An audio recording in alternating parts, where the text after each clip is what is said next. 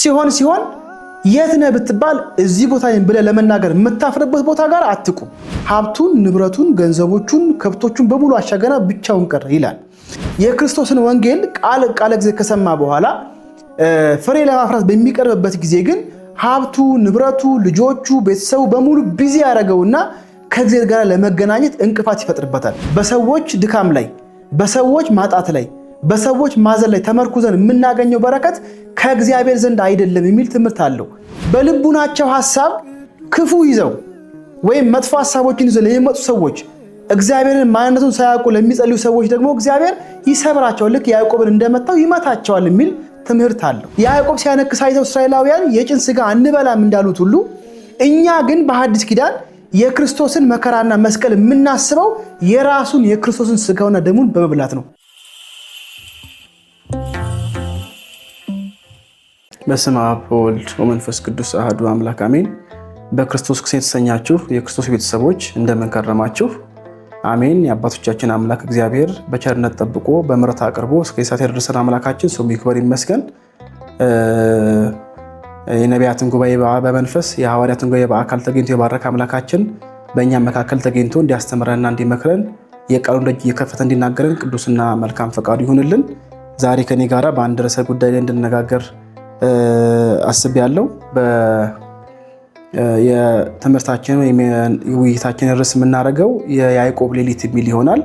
ታሪኩንም የነቢያትን ጉባኤ በመንፈስ የሐዋርያትን ጉባኤ በአካል ተገኝቶ የባረከ አምላካችን በእኛም መካከል ተገኝቶ እንዲያስተምረንና እንዲመክረን የቃሉን ደጅ እየከፈተ እንዲናገረን ቅዱስና መልካም ፈቃዱ ይሁንልን።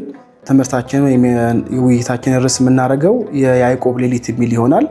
ታሪኩንም የምናገኘው በኦሪት ዘፍጥረት ምዕራፍ 32 ከቁጥር 21 እስከ 32 ባለው ኃይለ ቃል ላይ ይሆናል። ቃሉን አንድ ጊዜ አንብቤ እጀምራለሁ ማለት ነው። በዚያች ሌሊትም ተነሳ፣ ሁለቱን ሚስቶቹንና ሁለቱን ባሪያዎቹን 11ዱንም ልጆቹን ወስዶ የያቦቅን ወንዝ ተሻገረ። ወሰዳቸውም፣ ወንዙንም አሻገራቸው፣ ከብቱንም ሁሉ አሻገረ። ያዕቆብ ግን ለብቻው ቀረ። አንድ ሰውም እስከ ንጋት ድረስ ይታገለው ነበረ። እንዳላሸነፈውን ባየ ጊዜ የጭኑን ሹሉዳ ነካው። ያዕቆብም የጭኑን ሹሉዳ ሲታገለው ደነዘዘ። እንዲህም አለው፣ ሊነጋ አቅላልቷልና ልቀቀኝ። እሱም ካልባረከኝ አልለቅህም አለው። እንዲህም አለው፣ ስምህ ማን ነው? እሱም ያዕቆብ ነኝ አለው። ከእንግዲህ ወዲህ ስምህ እስራኤል ይባል እንጂ ያዕቆብ አይባል፣ ከእግዚአብሔርም ከሰውም ጋር ታገል አሸንፈሃልና። ያዕቆብም ስምህን ንገረኝ ብሎ ጠየቀው። እሱም ስሜን ለምን ጠይቃለህ አለው። በዚያም ስፍራ ባረከው። ያዕቆብም እግዚአብሔርን ፊት ለፊት አየው፣ ሰውነቴም ድና ቀረች ሲል የዚያም ቦታ ስም ጵኒኤል ብሎ ጠራው። ጵኒኤልንም ሲያልፍ ፀሐይ ወጣችበት፣ እሱም በጭኑ ምክንያት ያነክስ ነበር። ስለዚህ የእስራኤል ልጆች እስከዛሬ ድረስ የወርጭን ሹሉዳ አይበሉም፣ የያዕቆብን ጭን ይዞ የወርጭን ሹሉዳ አደንዝዟልና ይላል። ስለ ቃሉ የአምላካችን የእግዚአብሔር ስም የተመሰገነ ይሁን። በታሪክ ውስጥ እንደምናየው አባታችን ያዕቆብ የይስሐቅ ልጅ ማለት ነው ለ21 ዓመታት በላባ ወይም በአጎቱ በላባ ዘንድ ከኖረና ከከረመ በኋላ ወደ አባቱ ወይም ወደ ወንድሙ ወደ ኤሳው ለመመለስ ጉዞ ሲጀምር ያጋጠመውንና የፈጸማቸውን ነገሮች ነው በዚህ ታሪክ ውስጥ የሚነግረን። እንደሚታወቀው ያዕቆብ ወንድሙ ኤሳው ይባላል እና አባታቸው ይስሐቅ ባረጀና በሸመገለ ጊዜ ለኤሳው የምወደውን ምግብ ሰርታ አብላኝና መርቄህ ባረኬህ ልሙት ባለው ጊዜ ያዕቆብ እኔ ኤሳው ነኝ ብሎ የወንድሙን ስም ተውሶ አባቱን አታሎ በረከት ተቀብሎ ነበር እና በዚህ ጊዜ ኤሳው ብኩርና የተወሰደችብኝ ወይም ያዕቆብ ብኩርና የተወሰደብኝ ተነጠቅኩኝ፣ በረከትን አጣው በማለት ወንድሙን ባሳደደው ጊዜ ያዕቆብ ወደ አጎቱ ወደ ላባ ዘንድ ሄደ ማለት ነው። በዚህ ጊዜ አጎቱ ላባ ሁለት ልጆች ነበሩት፣ ታላቅና ታናሽ። ታላቂቱ ልያ ትባላለች፣ ታናሽቱ ደግሞ ራሔል ትባላለች። እና ራሔልን ፈልጎ 7 ዓመት ከተገዛለት በኋላ ድጋሚ በ7 ዓመት ከተገዛለት በኋላ ራሔልን ለማግባት በዚያ ጊዜ በነገራችን ላይ ያጎት ልጅ ያክስት ልጅ መጋባት ልምድ ስለነበረ አይከለከሉም ነበረ ማለት ነው። ሙሴ በሕግ እስከሚከለክልበት ጊዜ ድረስ ማለት ነው። እና በዚያ ጊዜ ያዕቆብ ያጎቱን ልጅ ራሔልን ስለወደዳት ሊያገባት ከአጎቱ ከላባ ዘንድ አስፈቅዶ በ7ኛው ዓመት ሲያይ ሊያ ሆና ተገኝታለች እና ለአጎቱ ለላባ ምን ይለዋል? እኔ የፈለግኳትኝ እኮ ራሔልን ነበረ፣ አንተ ግን የሰጠኝ ሊያን ነው ሲለው በሀገራችን ሕግና ባህል መሰረት ታላቂቱ እያለች ታናሽቱ ማግባት አልተፈቀደም አለውና ሊያ እንዳረለት ማለት ነው። እና ራሔል የምትፈልጋት ከሆነ ድጋሚ 7 ዓመት ተገዛልኝ ብሎት 7 ዓመት ከተገዛለት በኋላ ራሔልን ደግሞ አግብቷል ወይም ሚስት ሆነው ዘንድ ወስዷታል ማለት ነው። ከዚህም በኋላ 7 ዓመት ያዕቆብ ለላባ ከብቶቹን እየጠበቀ በሚያስፈልገው ነገር ሁሉ እያገዘው የእሱ አገልጋይ ወይም ባሪያ ሆኖለት ተገዝቶለት ነበረ። ነገር ግን በዚህ ሁሉ ጊዜ ውስጥ ያዕቆብ በብቸኝነትና በጨለማ ሕይወት ውስጥ የሚያሳልፍ ሰው እንደነበረ በታሪክ ውስጥ እንረዳለን። እንደውም ዋጋዬን እንኳን 10 ጊዜ ቀያየረብኝ ብሎ ላባን ሲወቅሰው እናያለን። እና ከነኚህ ከ21 ዓመት የመከራ ወይም የችግር ወይም የብቸኝነት ጊዜያት በኋላ ያዕቆብ ሲመለስ ከብቶቹን፣ ሚስቶቹን፣ ልጆቹን በሙሉ ይዞ ሲመለስ ያቦቅ የሚባል ወንዝ ጋር ደረሰ ይላል። እና በዚህ ጊዜ ሚስቶቹን፣ ልጆቹን፣ ሀብቱን፣ ንብረቱን፣ ከብቶቹን በሙሉ አሻገረና እሱ ግን ብቻውን ቀረ ይላል። እና ብቻውን ቀረና በዚያችም ሌሊት ነው የሚለው። እንደውም በዚያችም ሌሊት ያዕቆብ እነኚህ ሁሉ ካሻገረ በኋላ ብቻውን ቀርቶ ከእግዚአብሔር ጋር ሲታገል ሲነጋገር አደረ ይላል። እና ያ የሚታገለውም ሰው ልቀቀኝ፣ ሰማዩ እያቅላላ ነው፣ እየነጋ ነው፣ ፀሐይ እየወጣች ነው፣ ሰው እየመጣ ነው፣ ልቀቀኝ ሲለው ካልባረከኝ አልለቅህም ይለዋል በተደጋጋሚ። በዚህ ጊዜ ስምህ ማን ነው ሲለው ስሜ ያዕቆብ ነው አለ። ያዕቆብ ማለት ተረከዝ ያዥ ወይም አሰናካይ ማለት ነው። እና ከዚህ በኋላ ስምህ ያዕቆብ አይባልም እስራኤል ትባላለህ፣ ከሰውም ጋር ከእግዚአብሔርም ጋር ታግላ አሸንፈሃልና ብሎት ስሙን ቀየረለት። ከዚህ በኋላ የጭኑን ሹሉዳ ወይም የወገቡን መጋጠሚያውን መታው ይላል። እና በዚህ ምክንያት ያዕቆብ እስከ ዕድሜ ልኩ ድረስ ወይም እስከ የሞትበት ጊዜ ድረስ እያነከሰ ኖረ የሚል ታሪክ ነው ያለው። እና እያነከሰም ሲሄድ በመካከል ፀሐይ ወጣችበት ይላል። የቦታውንም ስም ጵኒኤል ብሎታል። እግዚአብሔርን ፊት ለፊት አየሁትኝ ማለት ነው። ታሪኩ ይህ ነው። እና በዚህ ውስጥ በመሰረታዊነት 4 ወይም 5 ሐሳቦችን እናንሳ። የመጀመሪያው ትግል ያልነው ምንድን ነው? ያዕቆብ ከአንድ አካል ጋር ወይም ከአንድ ሰው ጋር ታገለ የሚል ሐሳብ እናገኛለን። ስለዚህ ትግሉ ምንድን ነው የሚለውን ይሄንን ቅዱስ ጎርጎርዮስ ዘእንዚናዙ እንዲህ ብሎ ይፈታል። ይሄንን ትግል ቅዱስ ጎርጎርዮስ ዘእንዚናዙ ምን ይላል? አማኞች ከእግዚአብሔር ጋር አንድ ለመሆን የሚያደርጉት የመንፈሳዊ ተመስጦ ጉዞ ምሳሌ ነው ይላል። ያ ማለት አንድ ሰው በመንፈሳዊ ሕይወት ውስጥ እየተመላለሰ ሲኖር ከእግዚአብሔር ጋር ለመባረክ እየታገለ ነው ማለት ነው። በሌላ አማርኛ ለምሳሌ አንድ ሰው ሲጾም ከእግዚአብሔር ጋር እየታገለ ነው፣ ሲጸልይ ከእግዚአብሔር ጋር እየታገለ ነው የሚባለው። ሲሰግድ፣ ሲመጸውት፣ ንስሐ ሲገባ ለመባረክ ከእግዚአብሔር ጋር ትግል እየገጠመ ያለ ሰውን ይመስላል ማለት ነው። ስለዚህ ትግል የምንለው ያዕቆብ በረከት ለማግኘት ጸጋ ለማግኘት ከእግዚአብሔር ጋር ኃይልን፣ በረከትን፣ ልጅነትን ለማግኘት የታገለውን ትግል የሚያመለክት ሐሳብ ሆኖ እናገኘዋለን ማለት ነው። ከዛ ባሻገር ግን በሁለተኛነት የምንመለከተው ምንድነው? ያዕቆብ ለትግል የቀረበበት ደግሞ ሁኔታ ምንድነው? በመጽሐፍ ውስጥ ወይም በታሪክ ውስጥ 2 ነገሮችን እናገኛለን። በዚያችም ሌሊት ይላል ያዕቆብ ሀብቱን፣ ንብረቱን፣ ሚስቶቹና ልጆቹን በሙሉ የያቦቅን ወንዝ አሻገራቸውና እሱ ግን ብቻውን ቀረ ይላል። እና በታሪክ ውስጥ 2 ነገሮች አሉ። የመጀመሪያው በዚያች ሌሊት ይላል፣ ሁለተኛው ደግሞ ብቻውን ቀረ ይላል። የመጀመሪያው እነኚህ 2 ነገሮች ሌሊት የሚለው ወይም ጨለማ የሚለውና ብቸኝነት የሚለው ቅድም እንደተነጋገርነው የያዕቆብን የ21 ዓመታት የብቸኝነትና የጨለማ ሕይወት የሚያመለክቱ ሐሳቦች ሆኖ እናገኛቸዋለን።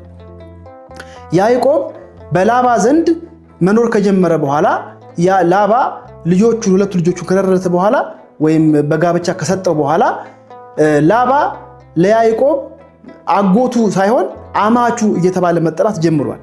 እና በዚህ ምክንያት በአጎትና በእህት ልጅነት ወይም በአክስት ልጅነት መካከል የነበረው ግንኙነት ወደ አማትነትና ወደ አማችነት ተሸጋግሮ በብዙ መንገድ ግንኙነቱ ተቀይሮ ተበላሸ ማለት ነው። ተበላሸ ማለት ላባ ያዕቆብን ብዙ ጊዜ ያስጨንቀው ነበር፣ ያታለው ነበር፣ ዋጋውን በተደጋጋሚ ይቀይርበትና ይለዋውጥበት ነበር። እና እነኚህ ጨለማ ወይም ሌሊት የሚለውና ብቸኝነት የሚለው ቃል ያዕቆብ በእነኚህ 21 ዓመታት ውስጥ ያሳለፋቸውን የብቸኝነት የጨለማ ህይወት የሚያመለክቱ ሆነው እናገኛቸዋለን። ከዛ ባሻገር ግን ያዕቆብ ሌሊት የሚለውን ቃል ወይም ሌሊት የሚለውን ጊዜ የተጠቀመው ለምንድን ነው የሚለውና ብቸኝነት የሚለውን ደግሞ እንመልከት። ከእግዚአብሔር ጋር ለመታገል ወይም ከታግሎ በረከት ለማግኘት ያዕቆብ የሄደባቸው መንገዶች ሁለት ናቸው። የመጀመሪያው ሌሊት የሚለው ነው፣ በዚያችም ሌሊት ስለሚል፣ ሁለተኛ ደግሞ ብቻውን ቀረ ስለሚል ብቸኝነት የሚል ቃል ደግሞ አለ። ሁለቱ ያመለክቱት ምንድን ነው ከተባለ አንድ ሰው ከእግዚአብሔር ጋር በረከት ለማግኘት ጸጋ ለማግኘት ረድኤት ለማግኘት ከፈለገ መታገል ያለበት በዋነኝነት በሁለት መንገዶች ነው። የመጀመሪያው ሌሊት የሚለውን ነው። ሌሊት ምን ማለት ነው? አሁን ሌሊት ብለን ስናስብ ጨለማውን ድንግዝግዙን የሚያደነቃቅፈውን ማለታችን አይደለም። እንደሚታወቀው ሌሊት ብዙ ጊዜ ልቡና ክት ያደርጋል፣ ሐሳብ ይሰበስባል። ስለዚህ ሌሊትን መምረጥ ማለት ሰው ከእግዚአብሔር ጋር ለመገናኘት ምቹ የሚሆንበትን ጊዜ እየፈጠረ ከእግዚአብሔር ጋር መነጋገርና መታገል አለበት የሚል ትምህርት ይሰጠናል። ከዛ ባሻገር ብቸኝነት የሚለው ሐሳብ ደግሞ አለ። ሀብቱን፣ ንብረቱን፣ ገንዘቦቹን፣ ከብቶቹን በሙሉ አሻገና ብቻውን ቀረ ይላል እና አንድ ሰው ከእግዚአብሔር ጋር መታገል ካስፈለገው ወደኋላ ሊስቡ የሚችሉ ነገሮችን ትዳሩ ሊሆን ይችላል፣ ልጁ ሊሆን ይችላል፣ ሀብቱ፣ ገንዘቡ፣ ንብረቱ ሊሆን ይችላል። እነኚህ ነገሮች ከእግዚአብሔር ጋር እንዳይታገል ወይም በረከት እንዳያገኝ እንቅፋት የሚሆኑበት ከሆነ ለጊዜው እነዚህን ያሻግራቸውና እሱ ግን ብቻውን ቀርቶ ከእግዚአብሔር ጋር መነጋገር መታገል ይችላል የሚል ሐሳብ ይሰጠናል። ሁለቱንም በምሳሌ እናስደግፋቸው። ሌሊት የተባለውን ለምሳሌ በዮሐንስ ወንጌል ምዕራፍ 3 ላይ ኒቆዲሞስ የሚባል የአይሁድ አለቃ ምሁረ ኦሪት የነበረ አንድ ታላቅ ሰው ነበረ ይላል እና ሌሊት እየመጣ ከጌታ ዘንድ ይማር ነበረ ነው የሚለው እና ሊቃውንተ ቤተክርስቲያን ለምንድን ነው ሌሊት እየመጣ ይማረው የሚለውን በብዙ ትርጓሜ ይፈታሉ። ከዚያ ውስጥ ግን ለትምህርቱ የመጠነው አንድ ሐሳብ አለ። ሌሊት ልቡናው ክት ይሆንለታል። ቀን ሕግ እየተረጎመ ሕግ እያስፈጸመ ሲጣሉ እያስታረቀ ሕግ ሲዛነፍ እያስተካከለ እያረታ ይቆያል። ማታ ግን ከዚህ ሁሉ ነገር ነፃ ስለሚሆን ልቡናው ክት ሆኖ ነገረ ክርስቶስን ወንጌልን ለመስማት ምቹ ጊዜ ይሆንለታል ማለት ነው። ስለዚህ አንድ ክርስቲያን ከእግዚአብሔር ጋር ታግሎ በረከት ማግኘት ከፈለገ ልቡናው ክት የሚሆንበትን ጊዜ እየፈለገ መምጣት አለበት። ከዓለም ጫጫታ፣ ከዓለም ጭቅጭቅ፣ ከዓለም ድርድር በሙሉ ነፃ ወጥቶ ብቻውን እሱና እግዚአብሔር የሚነጋገሩበትን ጊዜ ሊፈጥር ይገባዋል የሚል ትምህርት ይሰጠናል። ከዛ ባሻገር ብቸኝነት የሚለውን ሲፈቱ ሊቃውንት በማቴዎስ ወንጌል ምዕራፍ 13 ላይ ዘሪ ሊዘራ ወጣ የሚለውን ሐሳብ ሲፈቱ አንድ ዘሪ ወይም አንድ ገበሬ በእጁ ዘር ይዞ ሊዘራ ሲወጣ ከያዘው ዘር ውስጥ በመንገድ ዳር የወደቀ አለ፣ በጭንጫ ላይ የወደቀ አለ፣ እንደገና በእሾህ መካከል ደግሞ የወደቀ አለ፣ በመልካም መሬት ላይ የወደቀ ደግሞ አለ የሚለውን ሲፈቱ በእሾህ መካከል የወደቀ አለ ተብሎ የሚፈታው ዘሩ የእግዚአብሔር ቃል ነው። መሬቱ በእሾህ መካከል በእሾህ የታጠረው መሬት የሚባለው ደግሞ የሰው ልቡና ነው አሉና በእሾህና በአሜኬላ ወይም በሚያንቅ ነገር የተመሰለው ምንድነው ሲባል ይሄን ሲፈቱ ምን አሉ? አንድ ሰው በክርስቶስ ያምናል፣ ቃሉን ይሰማል። ነገር ግን የሰማውን ሐሳብ በተግባር ለማዋል ሲፈልግ ሀብቱ፣ ንብረቱ፣ ገንዘቡ፣ ልጆቹ እንደ እሾህ አንቀው ያስቀሩታል። ለምሳሌ ያን ዘር በእሾህ መካከል ስለወደቀ ቅርንጫፍ ያፈራል፣ ግንድ ያፈራል። ነገር ግን ቅርንጫፍ ያወጣና ፍሬ ሊያፈራ ሲል ያ እሾህ የከበበው እሾህ አንቆ ስለሚያስቀረው ፍሬ ሊያፈራ ይችላል ወይም እንዳያፈራ ያደርገዋል ማለት ነው። አንድ ሰውም የክርስቶስን ወንጌል ቃል ጊዜ ከሰማ በኋላ ፍሬ ለማፍራት በሚቀርብበት ጊዜ ግን ሀብቱ፣ ንብረቱ፣ ልጆቹ፣ ቤተሰቡ በሙሉ ቢዚ ያደረገውና ከእግዚአብሔር ጋር ለመገናኘት እንቅፋት ይፈጥርበታል። ስለዚህ አንድ ሰው ከእግዚአብሔር ጋር ለመታገል ካሰበ እነኝን እንደ እንቅፋት ወይም ቢዚ አድርገውት ከእግዚአብሔር ጋር ነፃ ጊዜ እንዳያገኝ የሚያደርጉት ከሆነ ለጊዜው እነኝን ያሳለፋቸውና አሻግሯቸው ብቻውን ከእግዚአብሔር ጋር መነጋገር አለበት የሚለውን ሐሳብ ይሰጠናል ማለት ነው። ስለዚህ ለያዕቆብ ለትግል የቀረበበት ምክንያት ሁለቱ ብቸኝነቱና ጨለማው ለኛ ለክርስቲያኖች የሚያሳስበን መሰረታዊ ትምህርት አለው ማለት ነው። ከዛ ባሻገር ግን ጨለማን ሊቃውንት አባቶቻችን በኃጢአት ስለሚፈቱት ኃጢአት በበዛብህ ጊዜ፣ ኃጢአት እንደ ደመና በከበበህ ጊዜ ከእግዚአብሔር ጋር ታገልና አሸንፈህ በኃጢአት ላይ ድል ተቀናይተህ ከእግዚአብሔር ጋር ታርቀህበት ኑር ብለዋል። ይሄን ያመለክታል ብለው ፈተዋል ማለት ነው። ስለዚህ አንድ ሰው ጨለማ የሆነ ጊዜ ነው ወይም ደግሞ ምቹ የሆነ ሐሳብ ክትም ያደርግ ጊዜን ይፈልጋል። እንደገና ብቸኝነትንም እንደሚፈልግና ከእግዚአብሔር ጋር መታገል፣ መነጋገር፣ በረከት ለማግኘት መሄድ አለበት የሚል ትምህርት አለው። በያዕቆብ ሌሊት ውስጥ ጎልተው የሚጠቀሱ 2 ሌሊቶች አሉ። የመጀመሪያው ከወንድሙ ከኤሳው ጋር ተጣልቶ ወይም ብኩርናውን ስለወሰደበት ወንድሙ ኤሳው ሊያሳደው ሊገለው በፈለገ ጊዜ ወደ ላባ ሲሸሽ ያየበት ራእይ ያየበት ሌሊት ይጠቀሳል። ሁለተኛው ደግሞ ዛሬ ከእግዚአብሔር ጋር የታገለበት ሌሊት ይጠቀሳል። እና ሁለቱንም ሌሊቶች የሚያመሳስሏቸው ታሪኮችና ነጥቦች አሉ። የመጀመሪያው ሌሊት ያዕቆብ ወደ አጎቱ ወደ ላባ ዘንድ ሲሸሽ ያየው ነው። ሁለተኛው ዛሬ ያየነው ታሪክ ደግሞ ከአጎቱ ከላባ ዘንድ ሲሸሽ ያየው ነው። ከዛ ባሻገር በሁለቱም ውስጥ ብቸኝነት አለበት በሁለቱም ሌሊት ውስጥ። ሶስተኛ ግን በሁለቱም ሌሊት ውስጥ ያዕቆብ ከእግዚአብሔር ጋር ተያይቶ የተጽናናባቸው ሌሊቶች ናቸው። በኦሪት ዘፍጥረት ምዕራፍ 28 ላይ ያለው ታሪክ ያዕቆብ ከላባ ሸሽቶ በሚሄድበት ጊዜ ፍኖተ ሎዛ ወይም የሎዛ መንገድ በተባለው ቦታ ሲደርስ መሸበትና ድንጋይ ተንተርሶ ተኛ ይላል እና በዚህ ጊዜ መሰላል ከምድር እስከ ሰማይ ድረስ ተተክላ በመሰላሏ ላይም መላእክት ሲወጡባትና ሲወርዱባት በመሰላሏ ጫፍ ላይ ደግሞ እግዚአብሔር ተቀምጦባት ራእይ ያያል እና በዚህ ጊዜ እግዚአብሔር ከሱ ጋር እንደሆነ ተጽናንቶበት ጠዋት ሲነሳ ያን ራእይ ያየበትን ቦታ ይሄስ የእግዚአብሔር ቤት ነው ወይም ቤተል ነው ብሎ ተንተርሶት የነበረውን ድንጋይ ዘይት ቀብቶት መሰረት አቁሞለት ሄደ ይላል። ስለዚህ የመጀመሪያው ሌሊት ያዕቆብ ከእግዚአብሔር ጋር የተያየበት ነው፣ በረከት ያገኘበት ነው፣ እግዚአብሔር ከሱ ጋር እንደሚኖር ተስፋ ያገኘበት ሌሊት ነው። ዛሬ ደግሞ የምናየው ያዕቆብ ከእግዚአብሔር ጋር ታግሎ በረከትን፣ ኃይልን፣ ጸጋን ያገኘበት ሌሊት ተብሎ ይታመናል። በሶስተኛው የምንመለከተው የያዕቆብን ትግል ነው።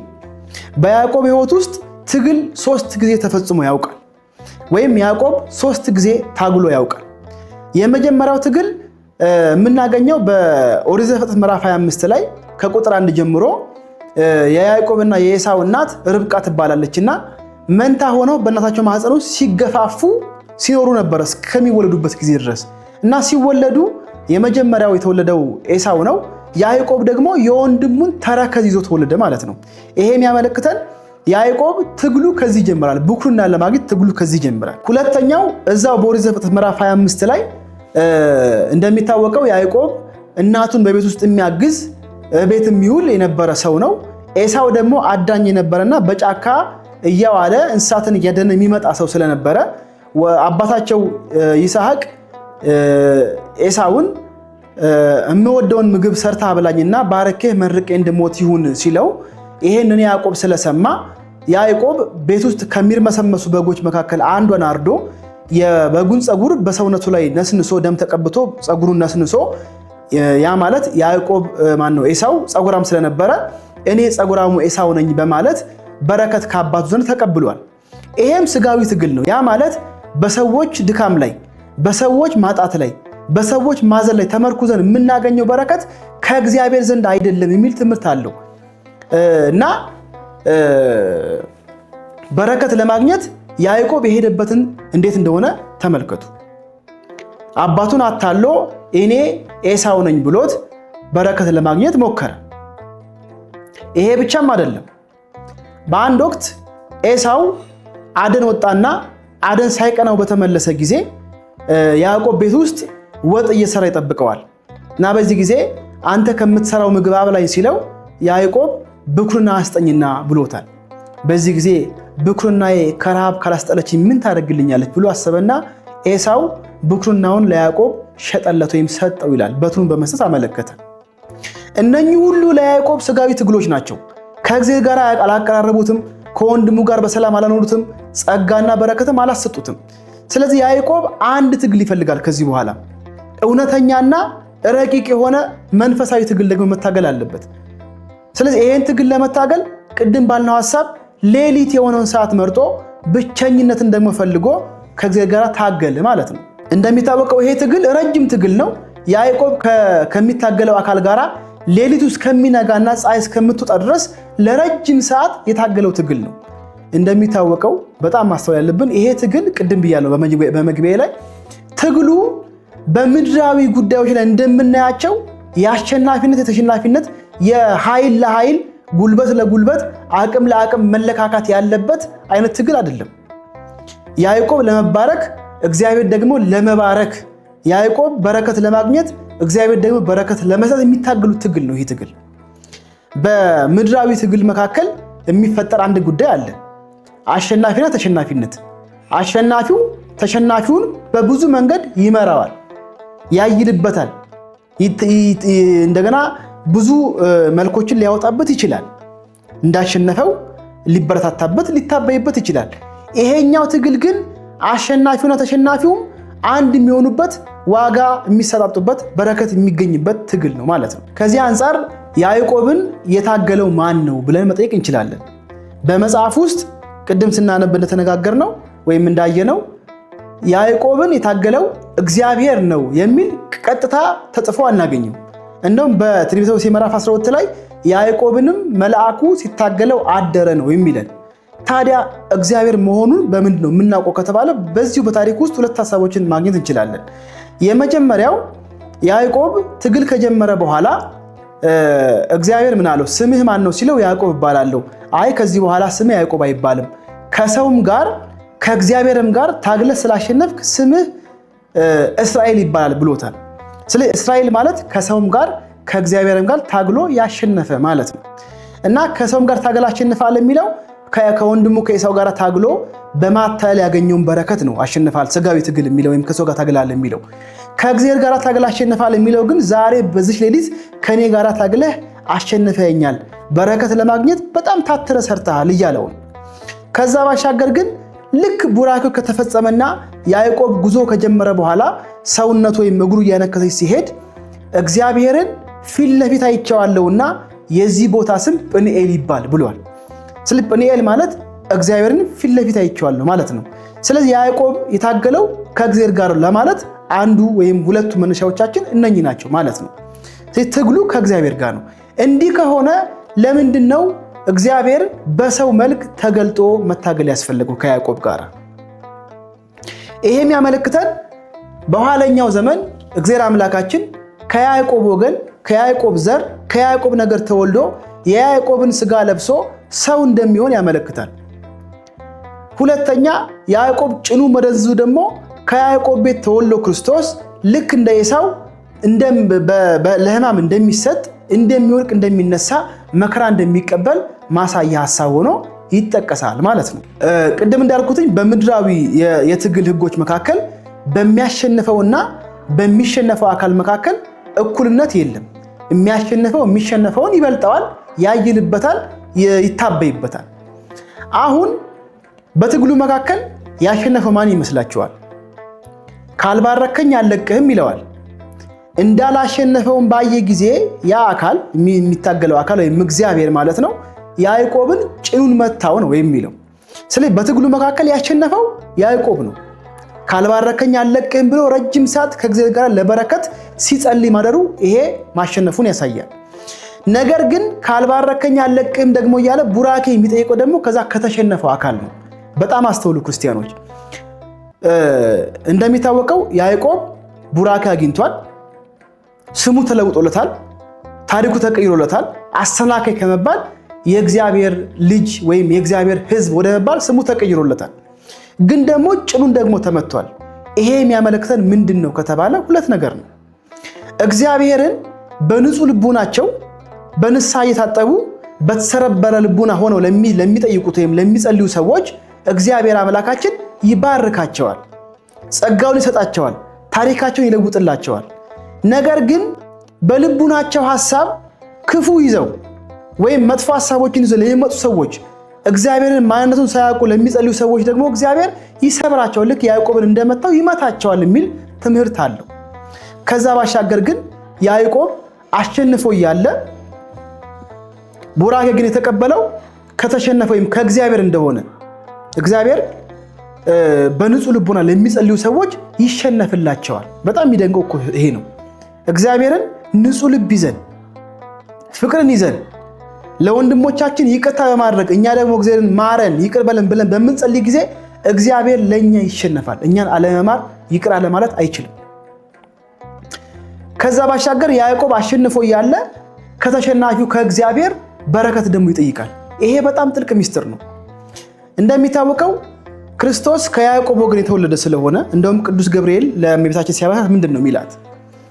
ከአንቺ የሚወለደው ከሦስቱ ቅዱስ አንዱ ቅዱስ ነው ካላት በኋላ እሱም በያዕቆብ ወገን ለዘላለሙ ይነግሳል ብሏት ክርስቶስ የያዕቆብ ዘር የያዕቆብ ወገን መሆኑን አመልክቷል።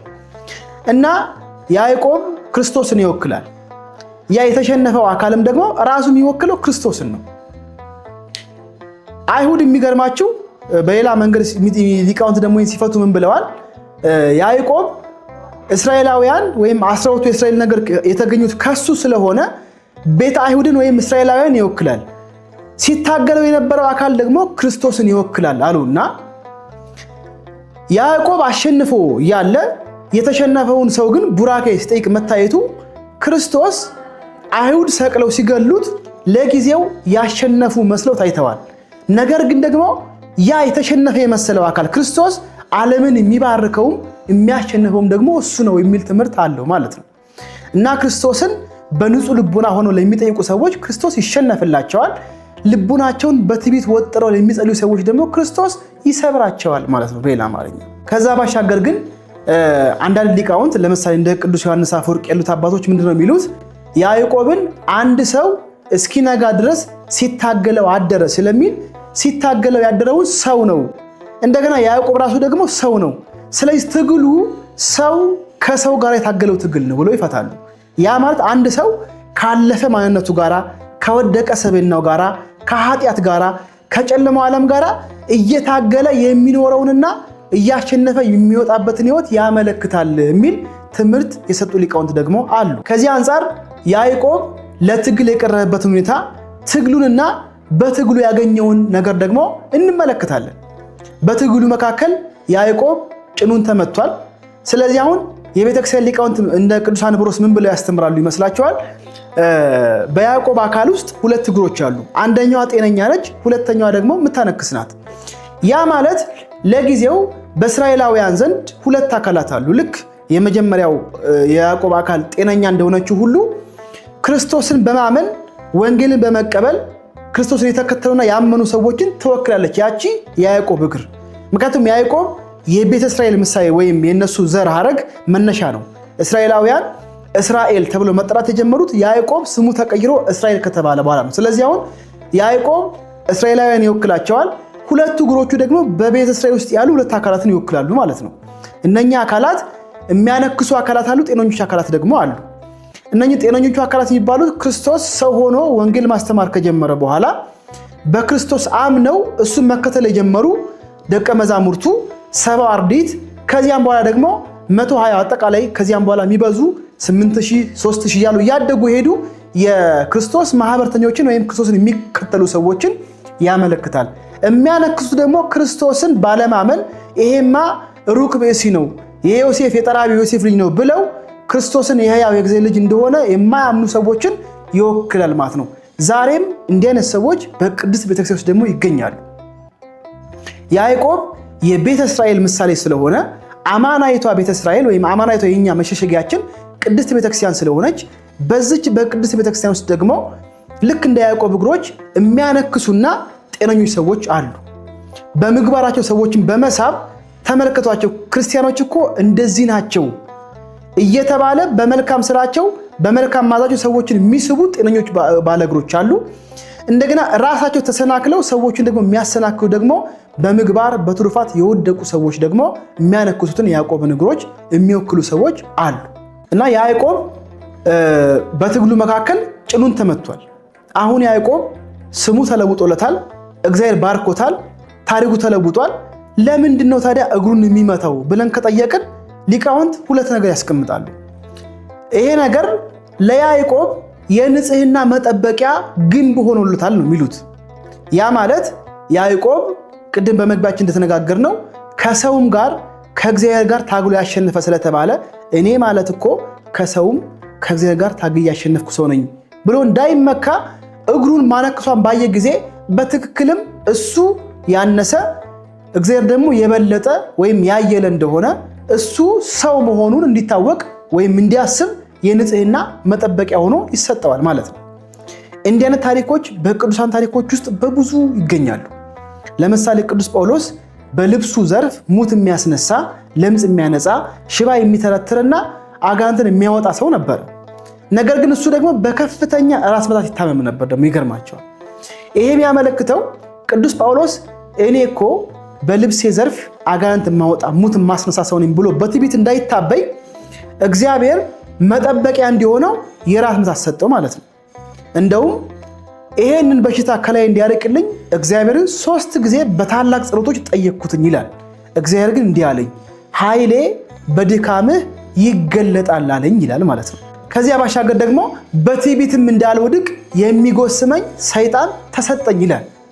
ስለዚህ አሁን ልክ በዚሁ መሰረት ያዕቆብ ከተባረከ በኋላ ጭኑ እንዲያነክስ መደረጉ እኔ ታግዬ ያሸነፍኩኝ ኃያል ሰው ነኝ ብሎ እንዳይመካ የእግሩ ማነከስ ሰጠው። በእግሩ ማነከስ ውስጥ ደግሞ ተስፋ እንዳይቆርጥ ደግሞ ቡራኬን ደግሞ ልጅነትን ወይም የእግዚአብሔር ልጅ መባልን ሰጠው ማለት ነው በሌላ አማርኛ። ስለዚህ ማነከሱ የሚያመለክተን ለያዕቆብ በትክክልም የንጽህናውን ማስጠበቂያ ነው ማለት ነው በሌላ አማርኛ። እና ያዕቆብ ስላነከሰ እግሩ ደንዞ ስለኖረና እስከመጨረሻው በዚህ መንገድ ስለቀጠለ እስራኤላውያን ለያዕቆብ መታሰቢያ ብለው እስከዛሬ ድረስ የጭን ስጋ አይበሉም ተብሎ ተገልጿል። ቅድም እንደተነጋገርነው ያዕቆብ ክርስቶስን ይወክላል። ክርስቶስ በምድር ሲመላለስ በአይሁድ ምክንያት መሰቀሉን፣ መገረፉን፣ መከራ መቀበሉን፣ መደንዘዙን፣ መውደቁን፣ መነሳቱን ያመለክታል እና ያዕቆብ ይሄን ካመለከተ ክርስቶስ ለኛ ሲል ደግሞ ይሄን ዋጋ ከከፈለ በያዕቆብ መደንዘዝ ውስጥ ክርስቶስን ነው የምናየው። ክርስቶስ ለኛ ሲል የሆነውን መሆን የወደቀውን መውደቅ ነው እና ያዕቆብ ሲያነክስ አይተው እስራኤላውያን የጭን ስጋ አንበላም እንዳሉት ሁሉ እኛ ግን በሐዲስ ኪዳን የክርስቶስን መከራና መስቀል የምናስበው የራሱን የክርስቶስን ስጋውና ደሙን በመብላት ሲሆን የት ነህ ብትባል እዚህ ቦታ ነኝ ብለህ ለመናገር የምታፍርበት ቦታ ጋር አትቁም ማለት ነው። ከያዕቆብ የምንለየው በዚህ ነው። ለዚያ ነው እኛ የቅድስት ቤተክርስቲያን ልጆች እስራኤል ዘነፍስ የምንባለው። እነሱ ያዕቆብ እግሩ አነክሷል ብለው ወይም ያዕቆብ ደክሟል ብለው ወይም ያዕቆብ ዋጋ ተቀብሏል እግሩ ደንዟል ብለው የጭን ስጋ እንደማይበሉት እኛ ግን ክርስቶስ ለኛ ሲል ወድቋል መከራ ተቀብሏል ብለን ስናስብ መታሰቢያ የምናደርገው የራሱን የክርስቶስን ስጋውን በመብላት ደሙን በመጠጣት ነው። ይሄ ከያዕቆብና ከዘሮቹ የሚለየን አንድ ትልቅ አብይ ጉዳይ ነው ማለት ነው። የመጨረሻው ሐሳብ ያዕቆብ በትግሉ መካከል ምን አገኘ የሚለውን ነው። የመጀመሪያው በትግሉ መካከል ያዕቆብ ቡራኬ አግኝቷል፣ የስም ለውጥ አግኝቷል። በትግሉ መካከል እግዚአብሔር ስምህ ማን ነው ሲለው ስሜ ያዕቆብ ይባላል ሲለው እንግዲህ ከዚህ በኋላ ያዕቆብ አትባልም ከሰውም ጋር ከእግዚአብሔር ጋር ታግለ ስላሸነፍክ ስምህ ያዕቆብ እስራኤል ይባላል ብሎታል። ስለዚህ አሁን ለምንድን ይመስላችኋል እግዚአብሔር ያዕቆብን ስምህ ማን ብሎ መጠየቅ ያስፈለገው? ስሙን ስለማያውቀው ይመስላችኋል? ይሄን የጠየቀው ከዚህ በፊት ቅድም በነገርኳችሁ ታሪክ ላይ እኔ ኤሳው ነኝ ብሎ አባቱን አታሎ በረከት ስለተቀበለ ያንን ታሪክ እያስታወሰው ነው እና እግዚአብሔር አሁን እኔ መልሶ ኤሳው ነኝ ቢል ሊባርከው የሚችል ይመስላችኋል? አይባርከውም። ስለዚህ እግዚአብሔር አዲስ ማንነት፣ አዲስ ስም፣ አዲስ ሕይወት እንዲሰጥ ከፈለክ የድሮ ማንነትን ሳታፍር ንገረው ማለት ነው በሌላ አማርኛ። ለምሳሌ እግዚአብሔር አዲስ ማንነት፣ አዲስ ስም፣ አዲስ ሕይወት እንዲሰጥ ከፈለክ የድሮ ማንነትን ሳታፍር ንገረው ማለት ነው በሌላ አማርኛ። ለምሳሌ ሲሆን የት ነህ ብትባል እዚህ ቦታ ነኝ ብለህ ለመናገር የምታፍርበት ቦታ ጋር አትቁም። ማን ነህ ብትባል እኔ ነኝ ለማለት የምታፍርበትና አንገት የምትተፋበት ቦታ ላይ ቀድማ አትገኝ። ብትገኝ ግን እግዚአብሔር ማን ነህ ሲልህ እኔ ያ ዘማዩ ሰው ነኝ፣ እኔ ያ ለወንድሞቹ ፍቅር የማያሳየው ሰው ነኝ፣ እኔ ያ ክፉ ሰው ነኝ ብለህ ራስን ለእግዚአብሔር ገልጠህ እንደ ያዕቆብ እኔ የሚያሰናክለው ያዕቆብ ነኝ ብለህ ራስን መግለጥ አለብህ ለእግዚአብሔር የሚል ትምህርት አለ እና ራስን ገልጠህ ስትናገር ያረጀ ማንነትን ለእግዚአብሔር ስትነግረው እግዚአብሔር ደግሞ ለአንተ አዲስ ማንነት ደግሞ ይሰጣል የሚል ትምህርት አለው ማለት ነው። ያዕቆብ ከታገለው በኋላ ስሙ ተቀይሯል። ለክርስቲያኖች ክርስቶስን ካመኑ በኋላ የእግዚአብሔር ልጆች ክርስቲያኖች የሚል ስም ዘላለማዊ ስም ይሰጣቸዋል። ነገር ግን ይሄንን ስም ደግሞ ለማስጠበቅ ሌላ ትግል ደግሞ ለክርስቲያኖች የተሰጠ ነው። ያንን ስም እስከ ዘላለም ድረስ ይዞ ለመሄድ ለመጠበቅና የዘላለማዊ መንግስት አባል ለመሆን ይሄን ስም ይዞ መቆየት ሌላ ትግል ይጠይቃል ማለት ነው እና እግዚአብሔር አምላካችን እኛም ከሱ ጋራ ትግል ታግለን በትግሉ መካከል አሸናፊዎች ሆነን ኃይልና ክብርን ልጅነትና በረከትን የምናገኝበትን እድል ፈንታ ይስጠን። ወስብሐት ለእግዚአብሔር።